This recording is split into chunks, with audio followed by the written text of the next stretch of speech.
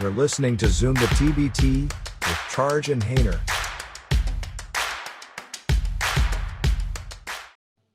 Hey guys, it's Zoom and Hayner present Zoom the TBT, and as our usual bubble hopeful path, we're going to talk a little bit about the Beasley tournament. And our guests today are Bryan Tracy and Ced Brooks of the Utah Valor / Fort Hood Wounded Warriors. Gentlemen, how are you guys doing tonight? Doing well. Now, Ced, why are you so well dressed? I'm actually at a wedding right now, in the middle of the wedding, middle of the reception right now. I had to sneak away and get on here real quick. They think I'm in the bathroom right now, so.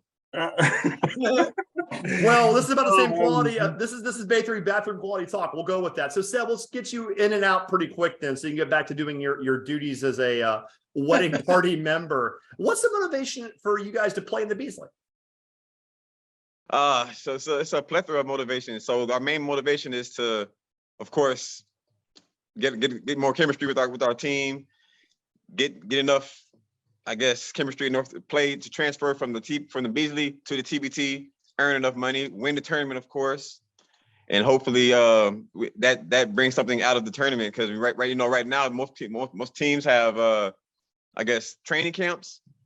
We can usually consider this as our training camp, and hopefully grow and build our brand as the Utah Valor Fort Hood Warriors, build that brand and move on to the tournament, the TBT, so that way we can actually prove ourselves. Yeah, so the one thing I really liked about what you guys are trying to do this year, obviously Utah Valor is probably one of the most hard fighting teams out there fighting to get in TBT. Said you guys got some great experience with the TBT back in 2018, 2019. And when I was going back and researching, the one thing I found interesting, so I love the merger. So your game in 2018, your first win in the TBT, I see Bryan smiling. Was against the Utah Valor, and you smacked him down, Ced. So I'm glad there was no hard feelings left on the court, because I love this combination. Yeah, it was no hard feelings for sure. We loved the fight.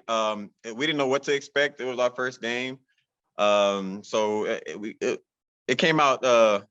We came on the up end on that one. Just a little 98-65. So Bryan's like, "Oh, we're gonna really bring this up today." No, it's all good. No. Like I said, they gave it to us that night.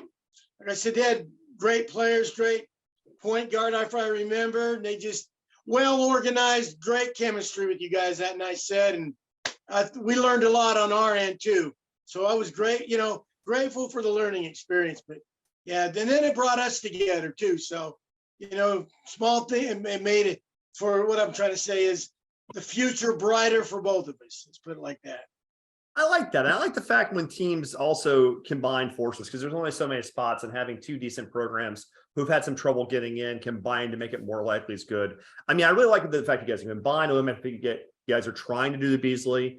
Me and Charge both have one consideration for your branding, because we love what Bryan does on social media, and we love Ced's history of Fort Hood. We've always been talking about the consistency of branding. We were wondering, I know the Utah Valor has been multiple different teams over its history and names and things. Have you guys really given serious consideration to just uniting, making it uniting, but under the Fort Hood banner, which has to be a little more property value than, say, the Utah Valor? Has that been something you guys have discussed, maybe bring back the Fort Hood name? Nothing. No, go ahead, Ced. Let Ced go first. So we haven't gotten that deep into the conversation just yet. We haven't. Bryan and myself, we're kind of brainstorming, seeing what's the best options for us, the best route to take. Of course, two heads are better than one. He has a great history, and I have a great history as well. So I mean, we most likely can figure out something to best help everybody in this situation. Definitely, yeah, I agree. Like I said, that's where I kind of thought of the Men of Honor, because coming together, they were playing for the Wounded Warriors, veterans. We were playing for veterans, and what are veterans? Men of Honor, So that kind of is where that idea came from. Yeah, just to touch on the Beasley a little more detail, I like what Ced said about this is really their training camp. So so folks who don't know, it's just $500 to get into the Beasley tournament, just $500, and the winner gets a free pass into TBT 2023. So I mean, kind of low investment for a big payoff. And I can't remember what the number is this year, but the first place team gets money as well. So you're not only going to get that TBT entry, but you're going to get some money too. So that can really help the team when it comes to adding players. So if you secure that bid, obviously you're going to have a lot of people wanting to sign up and play with you. So really exciting stuff there. And, we talk about all the time about playing games and, different things of that nature. I'm not a fan of it. If it's TBT ran, I'm a fan of Beasley tournaments. I love what Beasley's doing and giving teams an opportunity to play their way in. But, so Ced, I think I'll bounce it back to you because I don't want to keep you because you're looking really good out there. I know people are going to be questioning like, hey, I thought this guy ran to the restroom and what's going on in there. So I don't want people to look a little weird at you. So first of all, we really, really appreciate you getting on. But, we'll give it to you one last time and let you go have some fun with the new bride and groom. Yes, sir. So anyway, obviously Ced, thanks for coming by. Obviously we look forward to hopefully seeing you guys in the thing. We'll let Bryan finish up unless there's something you want to add. We don't want to keep you from having your friends celebrate the big mistake of getting married. It's a horrible thing to do. I mean, I wish you guys are all married too. And three of you guys are all married, right? Oh yeah. Suckers, each one of you, I tell you, suckers, just suckers, suckers. 24 years with the same wonderful woman who we are not married. She just puts up with me and she'll probably throw me in the street tomorrow hearing that. Anyway, Ced, listen, any final thoughts on this quality of the Beasley? Any final thoughts about your next opponent, which is the Empire Bison, formerly the Brooklyn Vultures? Any idea there before you go? No big ideas. As long as we come to play, everything else will take care of itself. Okay. We just come to play. Everybody on our team knows how to play basketball, have played basketball on a higher level. All we do is put those pieces of the puzzle together. Everything else falls into place. Okay, I love it. Hey, we'll close you out on that, but I really appreciate it. I don't think we've ever had a guest. We've had some interesting situations where people were late or had this or something pop up in the middle of an interview, but for you to take a few minutes out of the wedding reception, appreciate you hopping on, man. It's no problem. Thanks for having us. Thanks, Ced. Take care. Bryan, you stay. We'll finish up with you. See you, Ced. Later.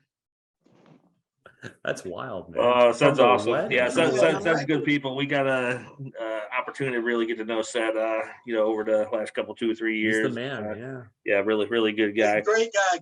That's why I'm honored to team up with him. Great guy. We got the same ideas and 100% trust and loyalty there. Okay, so let's get into the Beasley now. We got you. Let's get into the Beasley now. So you guys are in the 7-10 game against the former Brooklyn Vultures, now the Empire Bison, old TBT friend John Taylor. Have you started scouting that matchup yet? Oh, Jeff, as soon as I heard it was even before, because I knew that, they were going for the bid. There's them and one other team. And so bottom line, I knew we were probably going to see them somewhere along the line. I just didn't know it'd be this early. So I kind of pulled up some old game footage, from a few years ago, because they got the same head coach, probably the same philosophies, maybe a few different players. But like I say, I've already started the homework on them. And I know John, he's going to come ready to go. Among other things. Yeah. So have you and John chatted in the past? I know both of you guys are kind of those teams in past TBT that have been right on the cusp a couple times. So do you know John? So you'll go out we've talked. Friendly faces. Man, last time we were on the show here together a couple of years ago. Then we've talked through like messages, texts, things like that over the years, because they've gone through the same hurdles as we have. So we both got the same stories, Yeah. So with the Beasley, just so everyone knows, they're going to be meeting early. So this is a 7-10 game. It was totally random draw, so it doesn't mean people are projecting. That was a random draw. I didn't know that. Yeah, random draw. Oh. Yeah, random draw. So it doesn't mean Bisons are projected to be better than. I'm just going to call you the Valor because I will have a tough time remembering Men of Honor. So it is double elimination. So even whoever comes out in that first game, win lose, still has an opportunity to play it through and win that Beasley tournament.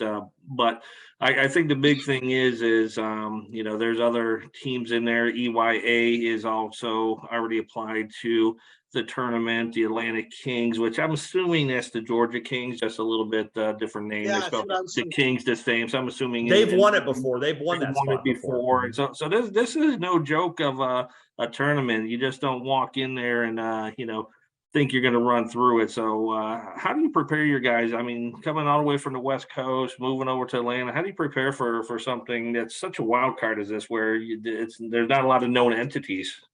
Yeah, a lot of the guys we have known in the past have played college ball. They've currently been playing like in either overseas or in the military leagues. We've got a few veterans who just got done playing in the military basketball league. So a lot of old heads, but team guys, guys that are in it.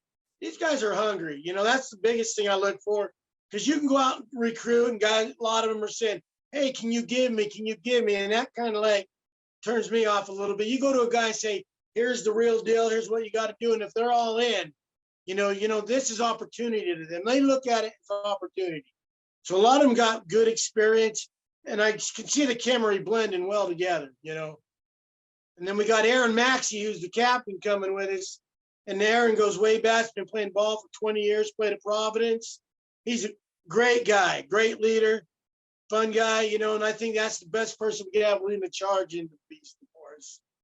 Okay, so let's do brass tacks here, because obviously the Utah Valor / Men of Honor / Team Redeem / there's been a bit of a consistent branding issue with your team. Obviously, that personally I think holds you back a little, because you haven't been able to keep the same branding, which is why we talked about the Fort Hood. But let's talk about the odds here. So let's say, obviously, when the Beasley you're in, and we're all you're one of the teams we're rooting for as an alumni of the tournament. We're hoping you do well. Do you think you can help your odds by, even if you don't win a good showing, like making the final? Do you see it as like a conference tournament in NCAA's, and you're basically a team that's on the bubble trying to win as many late bubble games as you can? Do you see the whole experience as even short of a win leading to a TBT berth, maybe? Yeah, I was just thinking about that today. And like you were mentioning, I think the farther we go in the tournament, and it's got to show TBT. Hey, these guys are willing to put it together. They travel. They get out there, they're winning some games. They made a good run. They look like they got some good chemistry, but they're reliable. I mean, TBT's always preaching reliability and this and that. But by us going out there, like you say, from the West Coast, Midwest to Georgia, on the moment's notice, we're willing to give it all, to get out there, sacrifice. Like I say, I'm missing my granddaughter's birthday on Friday or Saturday for the tournament. So we're playing on her birthday. I'm missing her little graduate. I mean, we're putting it all in. We're giving up a lot, me and everybody, to prove that we deserve to be in. Yeah, and me and Hainer differ just a little bit on this one. Hainer is kind of in your camp where he believes that a good showing will get you a shot at the TBT. I'm kind of, to be frank, I think you have to win to get in, and I equate it a little bit to my thoughts on like teams like Virginia Dream, where they're not the best team in the ECBL. So I would have a hard time picking, Virginia Dream to be in the TBT. So I think this is very similar, that I think it's a win or go home. But to your point, I think where it does position you is every year teams drop out. And so I think that if you don't win, I think it puts you in that kind of hold spot where, hey, something happens short notice, these dudes, everything you said, they picked up, they got their team, they got them to Georgia. I think that puts you in a really nice position for, which, is, complimentary, if TBT puts you in that, but obviously your end goal is to get into the TBT. Exactly. Yeah, look at it like you were mentioning. I think we're all in. We got to win. There's no second place on this. Our goal is to win this thing, and you both know the past years we've always been the one waiting around. We get the call saying, "Hey, you were good enough, but just not." And we control our own destiny on this one, and we get tired of standing around waiting. And I felt we got to get out there and control our own destiny.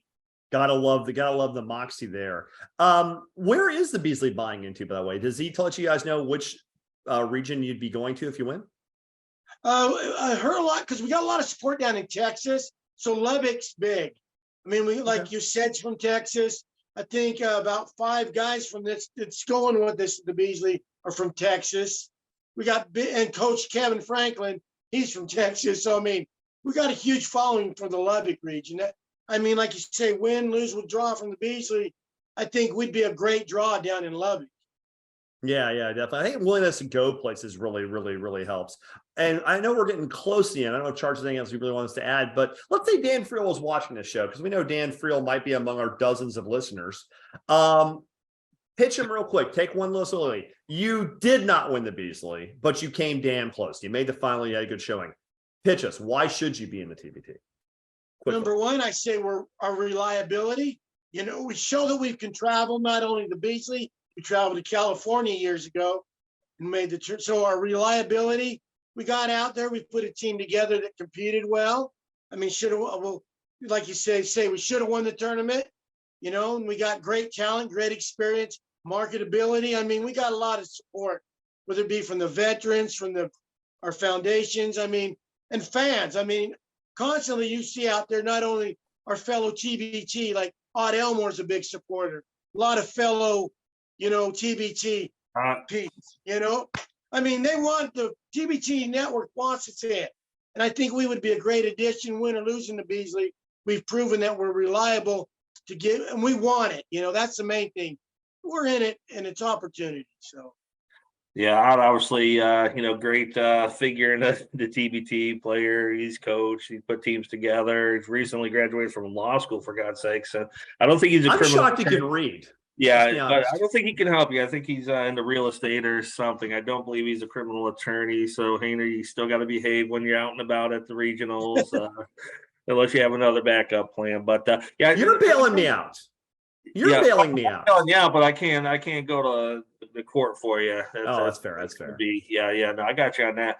But yeah, I think the TBT is pretty flexible where teams go, because the Du Bois Dream write-up said they were originally going to Dayton as a buy-in, but we know they're in West Virginia now. I believe Purple Hearts is slotted for Lubbock, but that could change. I think the last thing I heard on the Beasley was I believe they were going to be the Louisville buy-in, you know, from what I've heard out there. But, you know, I think that will change as, you know, teams buy in and they figure out what makes sense for the teams and the tournament. So, but anyways, no, we really appreciate you getting on, Bryan. You know, I don't know if they'll stream it this year. I know Tim Scarborough went to the event either last year or the year before, and I got to see a lot of the play down there, and he said it was a great tournament. So either way, I think it's going to be a great experience. Hopefully they stream some games. I would love to watch that game between you and the Brooklyn Vultures. Hi, John. Must see TV for the TBT. Oh yeah, I mean, I think like you mentioned, if not, you're gonna have to get one of your people to sit up in the stands and go live on it so we can watch this game. But make sure you keep us up to date as you get the scores, the schedules. I'll send you guys some messages and like I said, I think the net. You know, I've even heard the network wants us in. You know. That they're behind, you know, but TBT kind of, you know, however they've done it over the last few years. But I think our body of work, reliability, and I mean, people want to see us in there. You know, they identify with us, like you say. I just want to see the memes. I just want to see the memes. If you guys get a bid, I want to see all the nonsense you're going to put out. So I know the memes are going to be we're incredible. Yeah, we haven't seen much of those yet this year, have we? That's because they're taking it seriously. I know the team at farm's been out shit to do. We're trying to win some damn games. I guess you're right. I guess you're right. Videos going, you know. Yeah, he's trying to win games, not just make videos this year. You know, at this point, the social media don't matter. It's about preparing. You and said, you know, getting the team rallied, cohesive, and go out there and win the Beasley. So that's the most important thing. But anyways, why don't you close this out, Hainer? It's been fun. Well, Bryan, thanks for coming on. And this has been the Fort Hood, Utah Valor Redeem Team, City of something. No, I'm kidding. Bryan, thanks for coming on. Men of Honor. There you go. Hey, I want to thank you guys for letting us have our say on here, because, like I say, the media gets pushed a certain way, and we don't feel we've actually got have our say. And by you guys allowing me and Ced to come on, we appreciate it.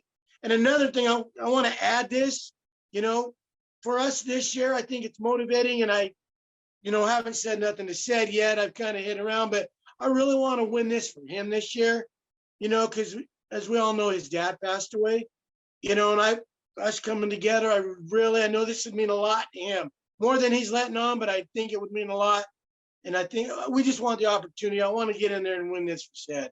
So One that'd more be reason to get you wonderful. guys in. One more reason to get you guys in. All right, Bryan, thanks for coming, man. We really I appreciate it. appreciate you guys. Take care. This Take has been care. Charge and represent Zoom the Have a good one, TBT. man. Signing All off. right, you guys have a good night. Hey, keep same, thinking, buddy. man. I'm on. Hope you enjoyed listening to Zoom the TBT with Charge and Hainer. Subscribe to YouTube, follow on Twitter, and give us your money.